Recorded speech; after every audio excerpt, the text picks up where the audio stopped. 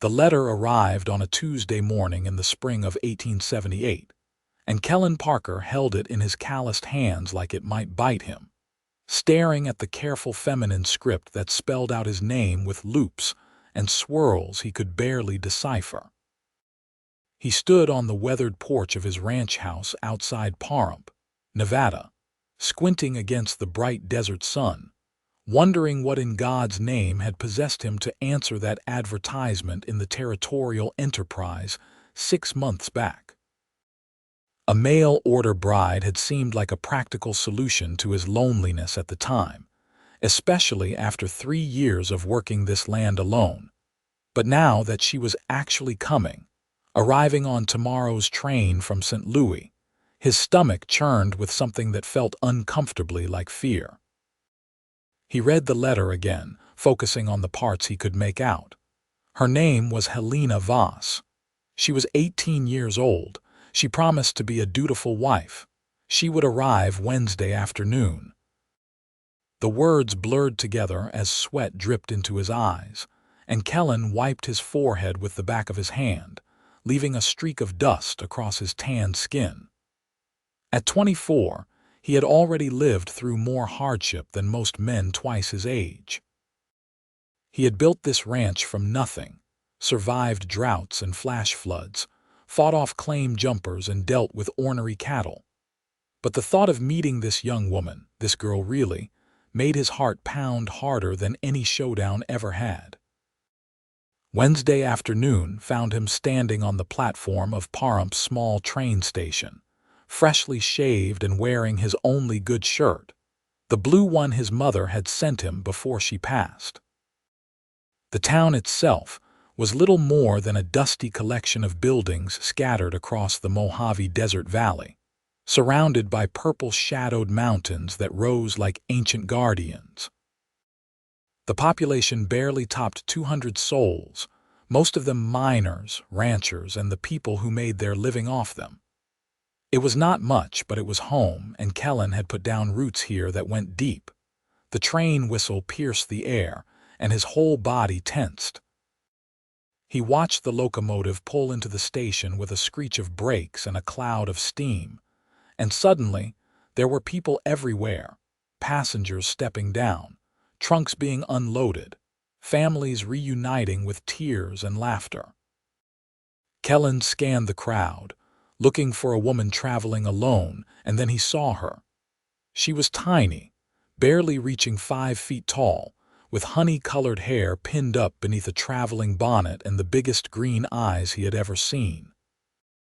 She wore a simple gray dress that hung loose on her small frame, and she clutched a worn carpetbag in both hands like it was the only thing anchoring her to the earth.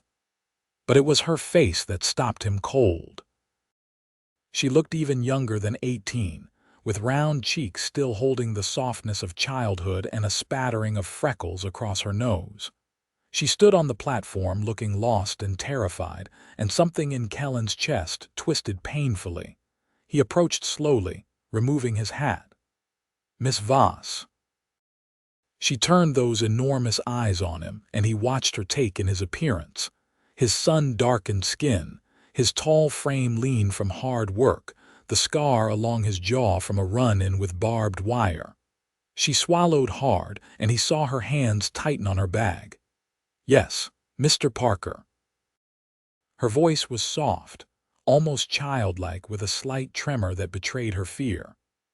Up close, she looked impossibly young, impossibly fragile, and Kellan felt something dark and uncomfortable settle in his stomach. This was wrong. Whatever arrangement he had made through those letters, looking at her now, he knew it was wrong. "Welcome to Pahrump," he said, keeping his voice gentle. "How was your journey?" "Long," she admitted, and he saw exhaustion in every line of her small body. "Very long." They stood there in awkward silence for a moment, the desert wind kicking up dust devils around them. Other passengers moved past, shooting them curious glances.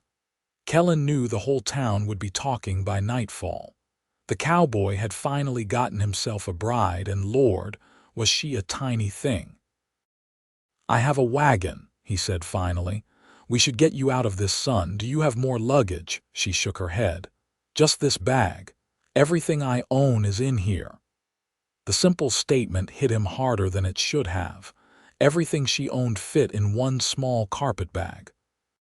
She had traveled halfway across the country to marry a stranger, leaving behind whatever life she had known, and all her worldly possessions could be carried in 2 hands.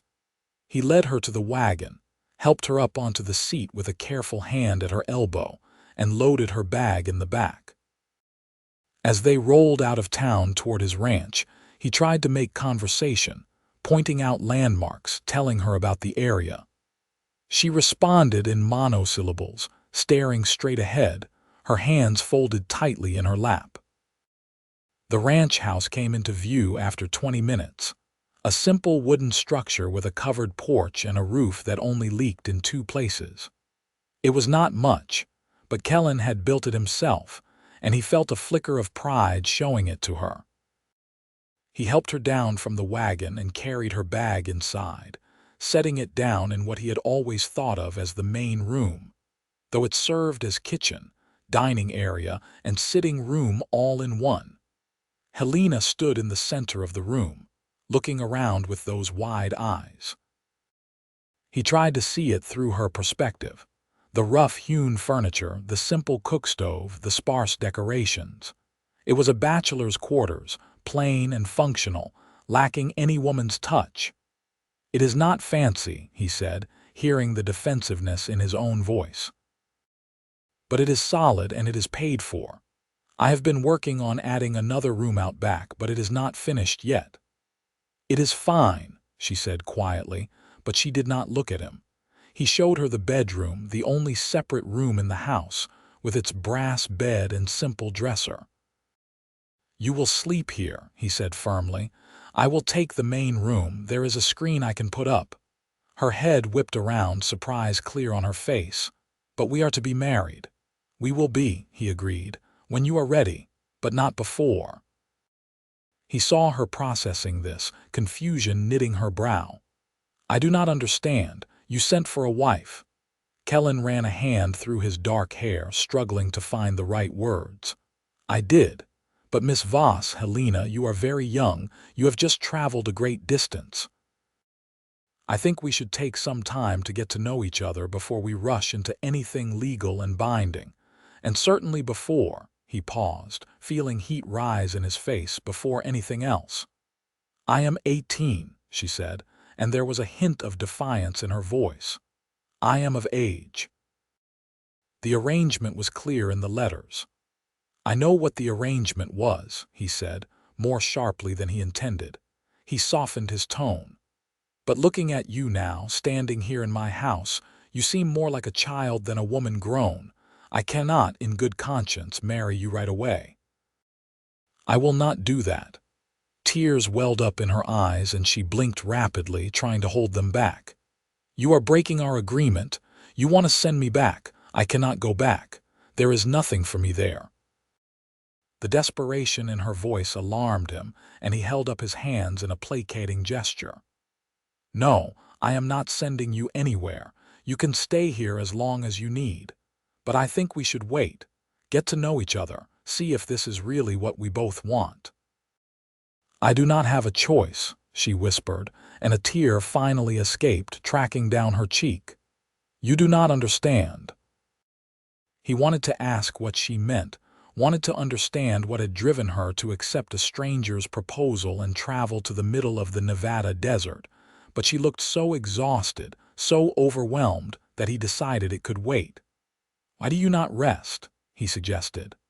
"Unpack your things. I will make us some supper. We can talk more later." She nodded, not meeting his eyes, and he left her alone in the bedroom, closing the door behind him. In the main room, he stood with his forehead pressed against the rough wood, wondering what he had gotten himself into.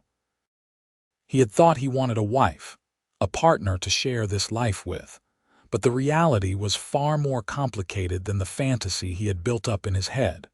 Over the next few days, they circled each other like wary animals, trying to establish some kind of rhythm.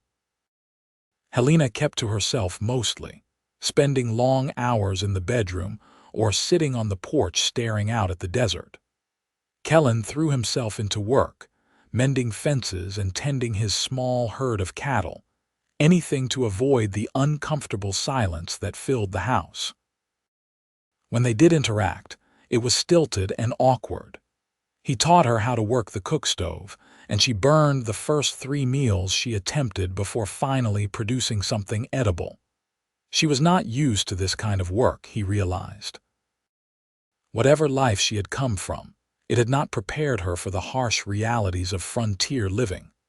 One evening, about a week after her arrival, he came in from the range to find her sitting at the table, crying quietly into her hands. He froze in the doorway, uncertain what to do. He had no experience with weeping women, no idea how to offer comfort. "Helena," he said carefully.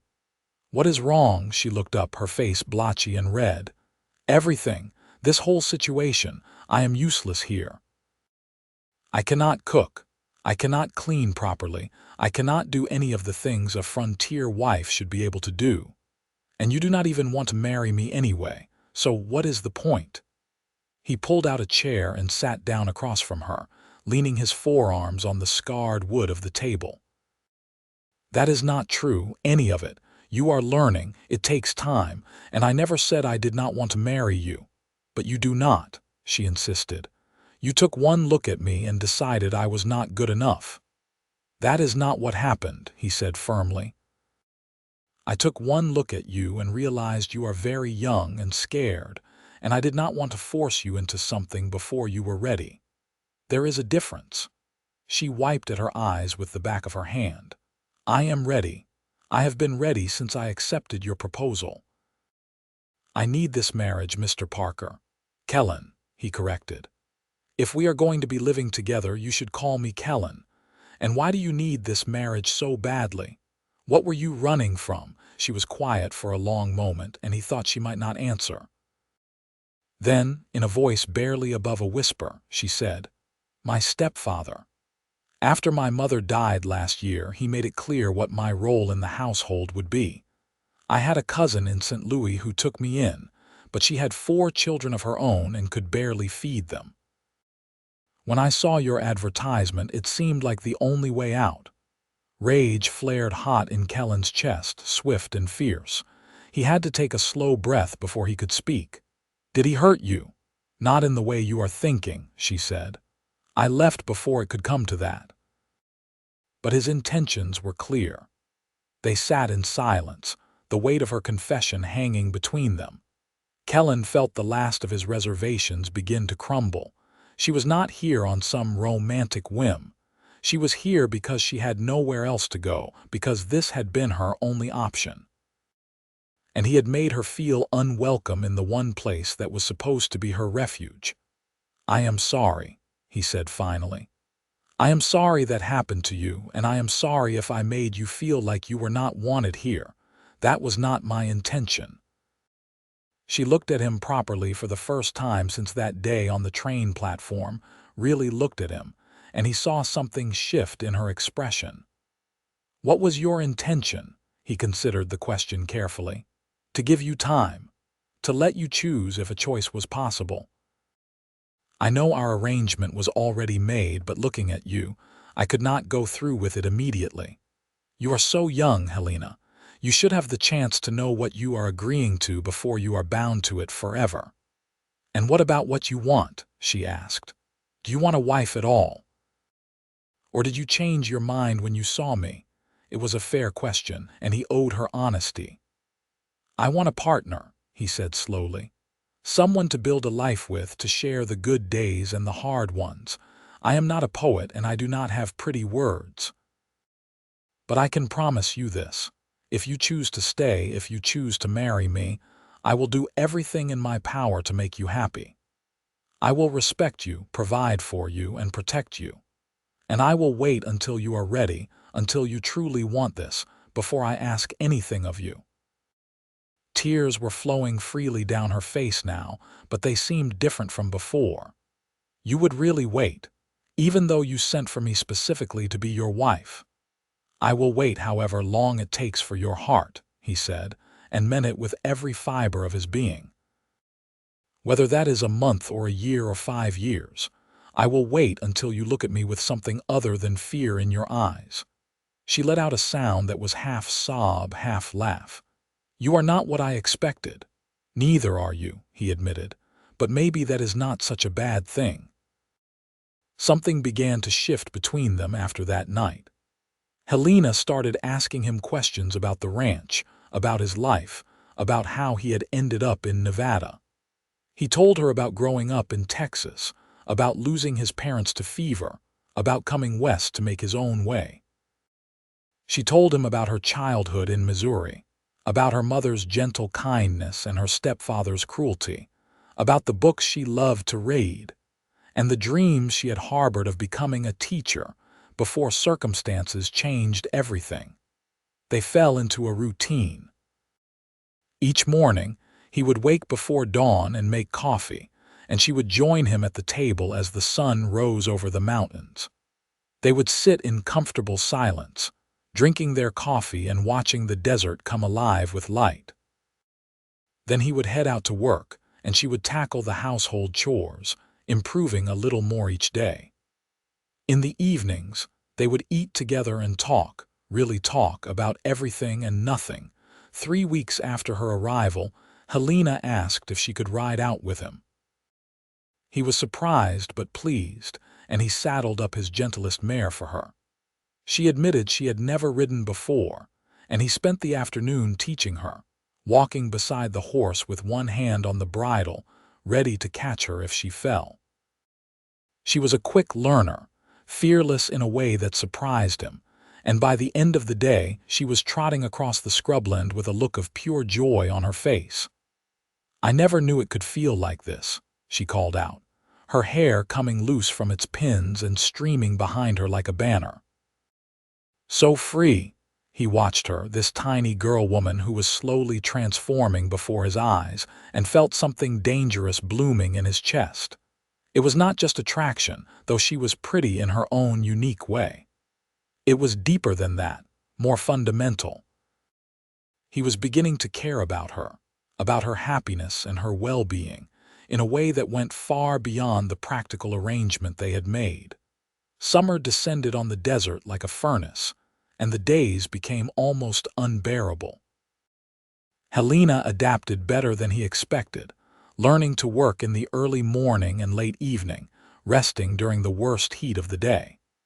She started a small garden near the house, coaxing vegetables from the stubborn soil with a persistence that impressed him. She mended his clothes, adding small touches like embroidered cuffs that made him feel cared for in a way he had not experienced since his mother died. One evening in July, they were sitting on the porch watching the sunset paint the mountains in shades of orange and purple when she turned to him with a serious expression. "Kellan, I have been thinking." "About what?" He was only half paying attention, mesmerized by the play of light across her face. "About us, about our arrangement." That got his full attention. He sat up straighter, suddenly nervous. "What about it?" She took a deep breath. "It has been almost 3 months since I arrived. 3 months of living in your house, eating your food, wearing clothes you paid for. 3 months of you being nothing but patient and kind, asking for nothing in return. I think," she paused, gathering her courage, "I think I am ready. To get married, I mean, if you still want to." His heart kicked hard against his ribs. "Are you sure? I meant what I said, Helena. I can wait longer if you need me to." "I know you meant it," she said softly. "That is why I am sure. You have shown me what kind of man you are, Kellan Parker. You are honest and hard-working and gentle, even when you do not have to be. You have given me time and space and respect, things I never thought I would have. I do not want to wait any more." He reached out slowly, giving her time to pull away, and took her small hand in his much larger one. "Are you saying you want this? Not because you need to, not because you have nowhere else to go, but because you actually want to marry me?" She met his eyes steadily. "Yes, That is exactly what I am saying. They were married 3 days later by the circuit preacher who happened to be passing through Pahrump. It was a simple ceremony in the small church at the edge of town, witnessed by a handful of locals who had become friendly with Helena during her trips to the general store. She wore a blue dress she had sewn herself from fabric Kellan had bought her, and she carried wildflowers she had picked that morning from the desert. He wore his good shirt again, and when the preacher pronounced them husband and wife, Kellan kissed her carefully, reverently, aware that this was her first kiss, her first everything. The wedding night was tender and slow. He had worried about it, about hurting her or frightening her, but she came to him willingly if shyly, and he took his time, making sure she felt cherished and safe. Afterward, she curled against his chest with her head tucked under his chin, and he felt a completeness he had not known was possible. "Thank you," she whispered into the darkness. "For what? For waiting. For giving me time to realize that this is what I wanted, that you are what I want." He pressed a kiss to the top of her head, breathing in the scent of the lavender soap she used. "Thank you for choosing me." They fell asleep tangled together, and when he woke the next morning with her still in his arms, Kellan felt like the luckiest man in Nevada. But marriage, he quickly learned, was not all blissful mornings and tender nights. It was also work and compromise and figuring out how to share a life with another person. Helena had strong opinions about things, and she was not afraid to voice them. She wanted to rearrange the furniture, plant more flowers, get chickens. She had ideas about the ranch, about diversifying beyond just cattle, and some of them were surprisingly good. They had their first real fight in August, over something so stupid he could barely remember what had started it. Something about him tracking mud through the house she had just cleaned. She had snapped at him, he had snapped back, and suddenly they were both shouting, faces red with anger and frustration. He had stormed out to the barn, and she had locked herself in the bedroom, and they had spent a miserable night apart. In the morning he found her in the kitchen, eyes puffy from crying. The sight of her distress cut through his lingering anger like a knife. "I am sorry," he said. "I should not have yelled." "I am sorry too," she replied. "I was being petty. It was just mud." They held each other, and he realized this was part of it too, part of building a life together. Learning to fight and make up, learning each other's boundaries and breaking points. It would not always be easy, but it would be worth it. As fall approached and the brutal heat began to ease, Helena started talking about wanting to contribute more to the ranch financially. She had been practicing her sewing and embroidery, and her work was beautiful, intricate, and delicate. Kellan suggested she could sell her pieces in town, and the idea delighted her. She threw herself into creating a collection of handkerchiefs, pillowcases, and other small items, and when she took them to the general store, they sold out within a week. The storekeeper, Mrs. Chen, a shrewd Chinese woman who had come to Nevada during the mining boom, asked for more, and suddenly, Helena had a small but steady business. She was so proud of her earnings, counting and recounting the coins, and Kellan was proud of her too. She was not just surviving frontier life anymore, she was thriving. One October evening, as they were preparing for bed, she turned to him with a mischievous smile he had come to recognize and love. "I have a surprise for you." "Oh, what kind of surprise?" She took his hand and placed it on her stomach, still flat beneath her nightgown. "The kind that will arrive sometime in late spring." For a moment, he did not understand. Then the realization hit him like a lightning bolt. "You are having a baby. We are having a baby." She nodded, her smile widening. "The doctor in town confirmed it today when I went in to drop off my latest batch of sewing."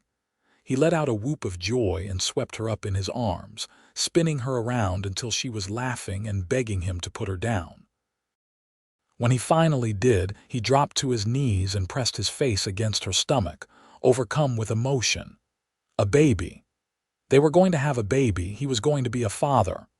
"Are you happy?" she asked, running her fingers through his hair. "Happy does not even begin to cover it," he said, looking up at her.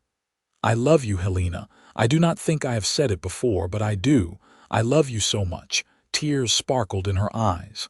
"I love you too, Kellan. I think I have for a while now, but I was afraid to say it." "Why afraid?" "Because I did not want you to think it was just gratitude or obligation. But it is not. It is real. You are the best man I have ever known, and I am so grateful that train brought me here to you." He stood and kissed her deeply, pouring all his feelings into it. When they finally broke apart, both breathless, he rested his forehead against hers. "That train brought me a bride too young," he said, "and I said I would wait however long it takes for your heart. But you gave it to me anyway, faster than I deserved. You are the greatest gift I have ever received." Helena Parker. The winter was mild by Nevada standards, and Helena's pregnancy progressed smoothly. She continued her sewing work until she became too uncomfortable, and Kellan took on extra jobs in town to make sure they would have enough saved for when the baby came. They spent the long evenings preparing the house, setting up a cradle Kellan built with his own hands, washing and folding tiny clothes Helena sewed. He watched her body change, watched her bloom with impending motherhood, and fell in love with her all over again. She was not the frightened girl who had stepped off the train anymore. She was a woman, strong and capable and beautiful, and she was his. The baby came on a warm May evening in 1879, arriving with the sunset in a rush that had the midwife scrambling. Kellan paced outside the bedroom door, listening to Helena's cries, feeling helpless and terrified. When he finally heard the wail of an infant, he nearly collapsed with relief. The midwife opened the door with a smile. "You have a son, Mr. Parker. A big, healthy boy. And your wife did beautifully." He rushed inside to find Helena propped up against the pillows, exhausted but glowing, with a tiny bundle in her arms. She looked up at him with such love and pride that his throat tightened with emotion. "Come meet your son," she said softly. He approached carefully, as if afraid he might break something, and looked down at the small face peeking out from the blanket. The baby had a shock of dark hair and tiny fists waving in the air. He was perfect. "What should we name him?" Helena asked. They had discussed names endlessly over the past months, but had never settled on anything definite. Now, looking at his son, Kellan knew. "James," he said. "After my father, James Parker." Helena smiled. "James Parker, it is perfect." Kellan reached out a tentative finger, and the baby wrapped his entire tiny hand around it. The gesture seemed to unlock something in Kellan's chest, and he felt tears running down his face. "I promise you," he said, speaking to both his wife and his son, "I will spend every day of my life making sure you are safe and loved and happy. I promise." The first months of James's life were a blur of sleepless nights and constant worry. Every cry sent them both into a panic, certain something was wrong. But the baby was healthy and strong, growing fast, and gradually they settled into the rhythm of parenthood. Helena was a natural mother, patient and nurturing, singing lullabies her own mother had taught her. Kellan would watch her feeding the baby or rocking him to sleep, and be overwhelmed by the depth of his feelings. This was his family. These people were his responsibility and his joy, and he would do anything for them. As James grew, the ranch prospered. They added more cattle, got those chickens Helena had wanted, and even a few pigs. Helena's sewing business continued to grow, and she started teaching some of the other women in town her techniques. They became respected members of the community, the cowboy and his young bride who had made a success of their unlikely union. When James was 2 years old, Helena told Kellan they were expecting again. This time, she carried twins, which terrified and delighted them in equal measure. The pregnancy was harder than the first, and Kellan hovered constantly, driving her crazy with his concern. The twins, a boy and a girl, arrived in the spring of 1882, 3 years almost to the day after Helena had first stepped off that train. They named them Robert and Rose, and suddenly their small house felt very full and very loud. Kellan built the addition he had always planned, giving them more space, and hired a young man to help with the ranch work so he could spend more time with his growing family. Helena had to put her sewing business on hold, overwhelmed with 3 children under the age of 3, but she did not seem to mind. She was in her element, managing the chaos with grace and humor. One night, after they had finally gotten all 3 children to sleep, they collapsed together on the porch, exhausted but content. The desert stars spread out above them like diamonds on black velvet, and a cool breeze brought relief from the day's heat. "Do you remember," Helena said, "when I first arrived and you told me you would wait however long it takes for my heart?" "I remember," he said, pulling her closer. "I do not think you had to wait very long at all. I think I started falling in love with you almost immediately, even though I was too scared and confused to recognize it." He kissed the top of her head, a gesture that had become habit over the years. "You were so young, just a girl really." "I was young," she agreed. "But you helped me grow up, helped me become the woman I was meant to be. You gave me time and space and love, and that made all the difference." "You saved me too," he said. "I did not realize how lonely I was until you arrived. This ranch, this life, it did not mean much when I had no one to share it with. You gave me purpose, gave me a family, gave me everything I never knew I needed." She tilted her face up to his, and he kissed her, long and slow and deep, with the passion that had not dimmed despite the exhaustion of parenting 3 small children. "I love you, Kellan Parker," she whispered against his lips. "I love you too, Helena Parker, more than words can say." They sat together in the darkness, listening to the night sounds of the desert, the distant howl of coyotes and the whisper of wind through the scrub brush. Inside the house, their children slept peacefully, safe and warm. It was not the life Kellan had imagined when he first came to Nevada, and it certainly was not the life Helena had expected when she answered his advertisement. But it was theirs, built together from patience and trust and love, and neither of them would change a single moment of it. The years rolled by like tumbleweeds across the desert. James grew tall and serious, taking after his father with his love of the land and his steady, reliable nature. Robert was wild and adventurous, always getting into trouble, while Rose was smart and fierce, refusing to be left behind by her brothers.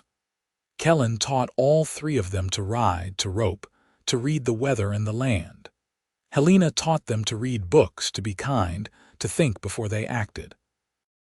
They had one more child, a surprise when Helena was 32 and Kellan was 38.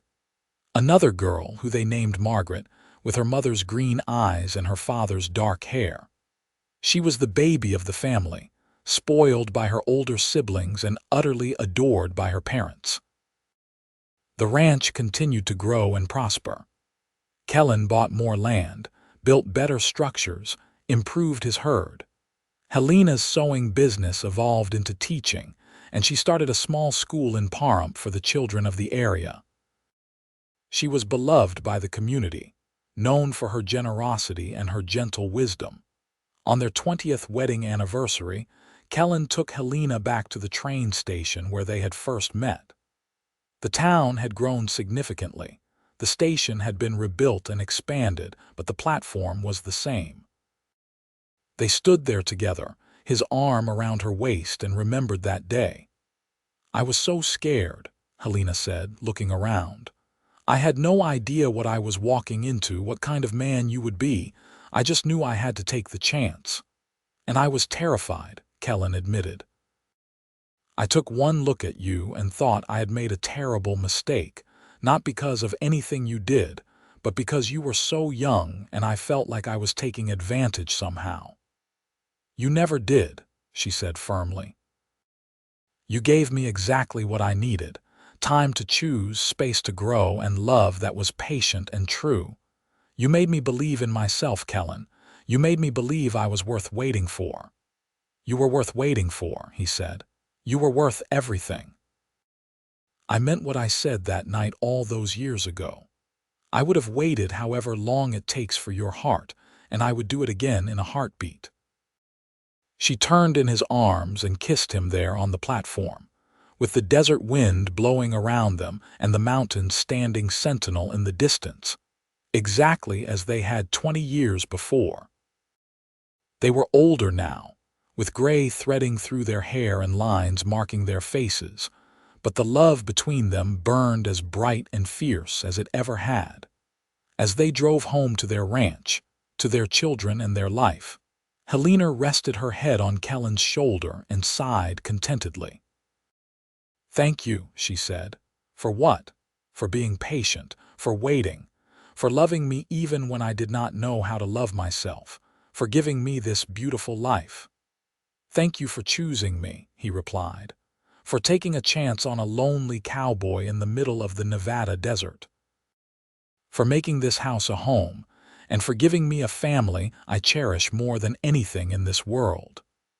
They rode in comfortable silence the rest of the way, the wagon wheels creaking, the horses' hooves clopping steadily against the packed dirt road.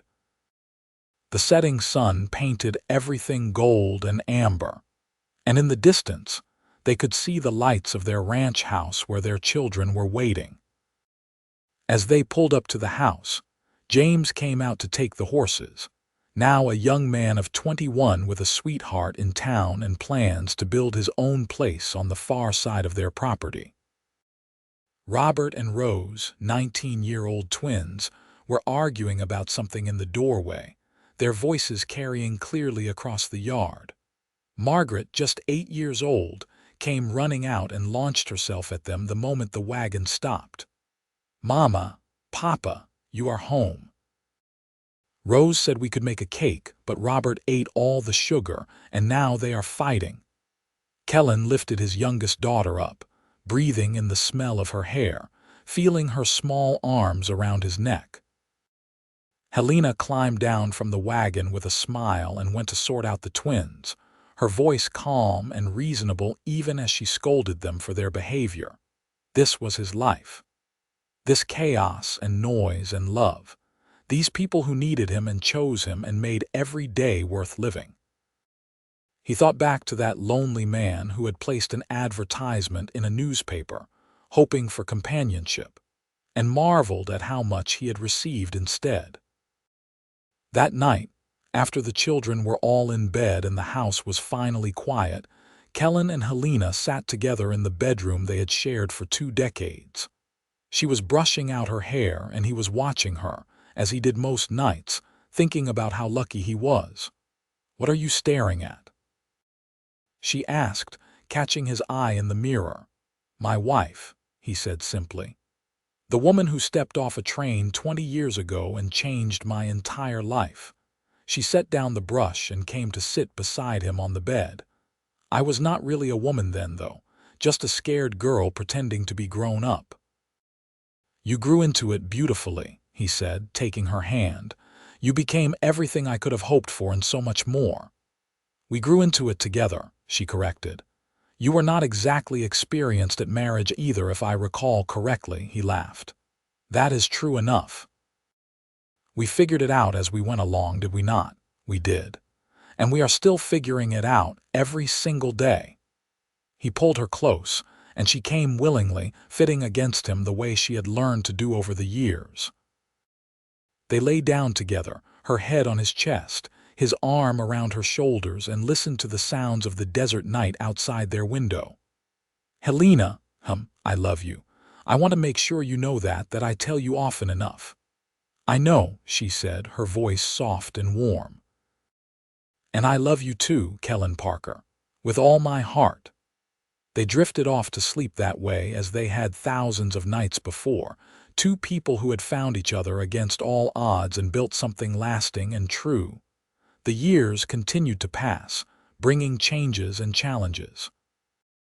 James married his sweetheart and built his house on the Parker land, starting his own family.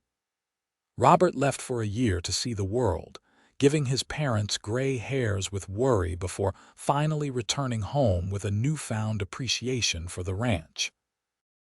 Rose shocked everyone by announcing she wanted to become a doctor and left for San Francisco to pursue her education. Margaret grew from a wild child into a thoughtful young woman with a talent for horses. Through it all, Kellan and Helena remained the center, the foundation that held everything together.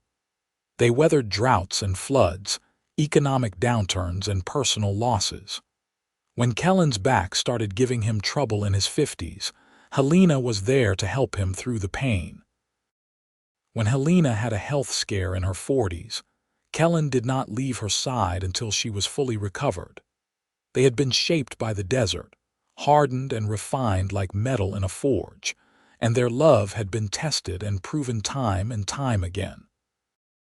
They had built not just a ranch but a legacy, a family that would continue for generations, rooted in the values they had lived by: patience, respect, hard work, and love above all else. On a warm spring evening in 1898, 40 years after Helena had first arrived in Pahrump, they sat together on their porch watching the sunset. Kellan was 64 now, his hair gone completely gray, his body marked by decades of hard labor. Helena was 58, still beautiful in his eyes, with laugh lines around her mouth and eyes that still sparkled with life and mischief. Their grandchildren were playing in the yard, James and his wife's 3 children shrieking with laughter as they chased each other. Robert and his new bride were expecting their first child any day now. Rose had sent a letter saying she would be coming home for a visit, having completed her medical training. Margaret was courting a young lawyer from Las Vegas who seemed suitable, though Kellan had not quite decided if he was good enough for his youngest daughter. "It is a good life, is it not?" Helena said, reaching over to take his hand. "The best," Kellan agreed. "Better than I ever dreamed possible." "Do you ever think about that day at the train station, about how different things could have gone?" "Sometimes," he admitted. "What if I had not been patient? What if I had rushed things, demanded you fulfill our arrangement immediately? Would we have ended up here, do you think?" Helena considered the question. "I do not know. Maybe we would have, eventually. But I think the waiting mattered, Kellan. It showed me who you were, what kind of man I was choosing to spend my life with. It gave me the space to fall in love naturally instead of feeling forced or obligated. That foundation of respect and patience, that is what everything else was built on." "I am glad I waited then," he said. "Even though it was hard sometimes, seeing you every day and knowing you were not really mine yet. But you were worth waiting for, Helena. You were worth everything." She leaned her head on his shoulder, and they watched the sun sink below the mountains, painting the sky in brilliant shades of orange and pink and purple. The grandchildren's laughter rang out like music, and somewhere in the house, they could hear Robert's voice and his wife's responding giggle. "Tell me again," Helena said softly, "what you said to me that night after I asked if you still wanted to marry me." Kellan smiled, remembering. "I said I will wait however long it takes for your heart." "And," she prompted, "and I meant it. I would have waited forever if that is what you needed." "But I gave it to you anyway," she said. "Faster than either of us expected, because you made me feel safe and valued and worthy of love, because you showed me what a good man could be." "We did all right, did we not?" he asked, his voice thick with emotion. "We took a gamble. a mail-order marriage between strangers, and we turned it into something beautiful. We did more than all right, Helena said firmly. We created a love story for the ages, the cowboy and the bride too young, who waited and learned and grew together, who built a life and a family and a legacy that will outlast us both. I love you, Kellan said, the same words he had spoken thousands of times, but that never lost their power or truth. I have loved you since the moment you stepped off that train, even if it took me a while to realize it. And I love you, Helena replied. My patient, stubborn, wonderful cowboy, the man who waited however long it takes for my heart, even though he already had it from the very beginning. They sat together as darkness fell and the stars began to appear one by one in the vast Nevada sky.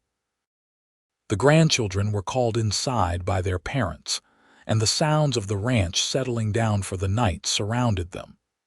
In a few minutes, they would go inside too, would climb into their bed and hold each other through the night as they had for 4 decades.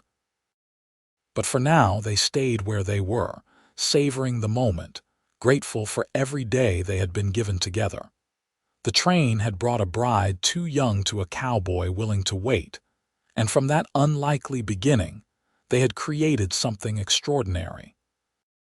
They had proven that patience and respect could be the foundation of lasting love, that taking time to truly know someone was worth more than rushing into obligation.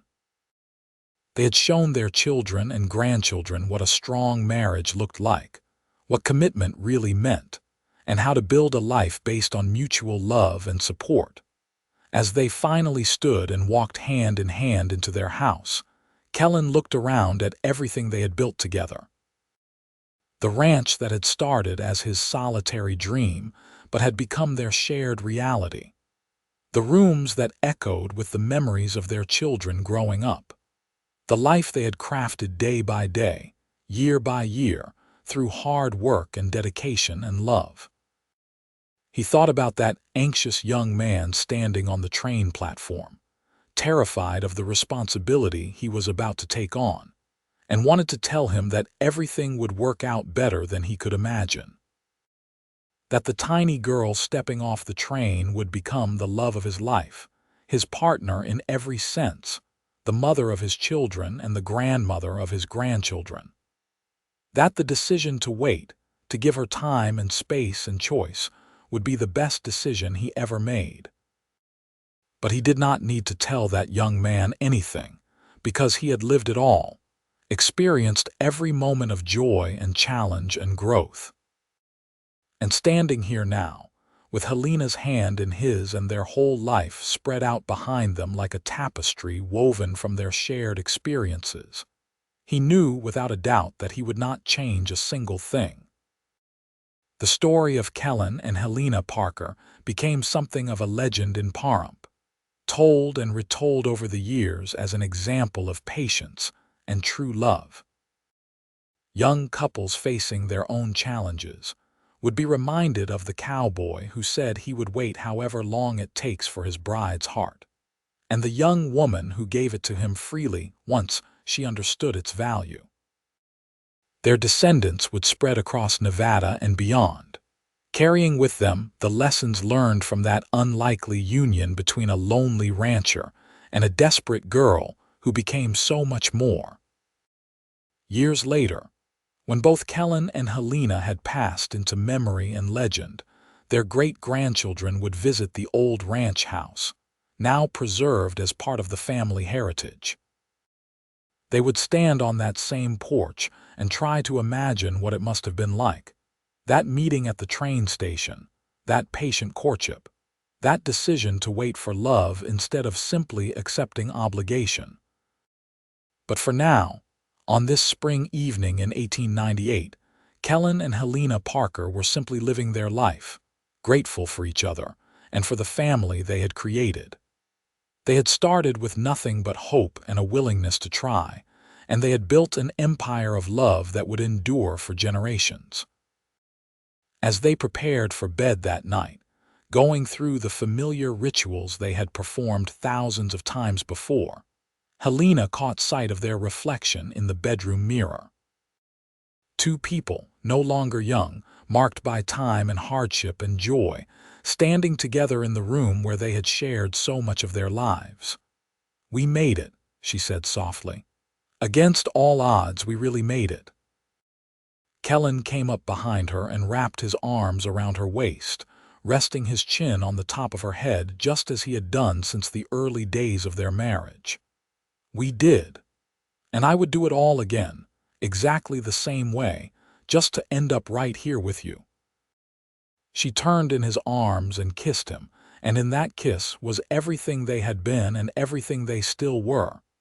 Young love and mature devotion, passion and comfort, excitement and peace. It was the kiss of two people who had truly seen each other, who had chosen each other every single day for 40 years, and who would continue choosing each other for whatever time they had left. They climbed into bed and held each other close, fitting together the way only long married couples can, every curve and angle familiar and beloved. Outside, the desert wind sang its eternal song, and the mountains stood watch as they had for millennia. Inside, two hearts beat in tandem, perfectly synchronized after decades of learning each other's rhythms. "Good night, my love," Kellan whispered. "Good night," Helena replied. "Thank you for waiting. Thank you for being worth the wait." They drifted into sleep, dreaming of trains and promises, of scared young people taking chances on unknown futures, of love that grew from patience and trust into something unshakable and eternal. The cowboy and his bride, who had proven that sometimes the best things in life are worth waiting for, and that true love can bloom even in the harshest of deserts if given time and care and devotion. Their story was complete, a circle closed, a promise fulfilled. The train had brought a bride too young, and the cowboy had said he would wait however long it takes for her heart.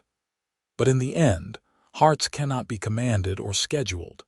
They must be won through patience and understanding, through respect and genuine care. Kellan and Helena had understood this truth, had lived it every day of their marriage, and in doing so, they had created something rare and beautiful and lasting. As dawn broke over the Nevada desert the next morning, the Parker Ranch came alive once more with the sounds of family and life and love. Kellan and Helena woke in each other's arms as they had for 40 years, ready to face whatever the new day brought. They were older now, slower, but no less committed to each other and to the life they had built.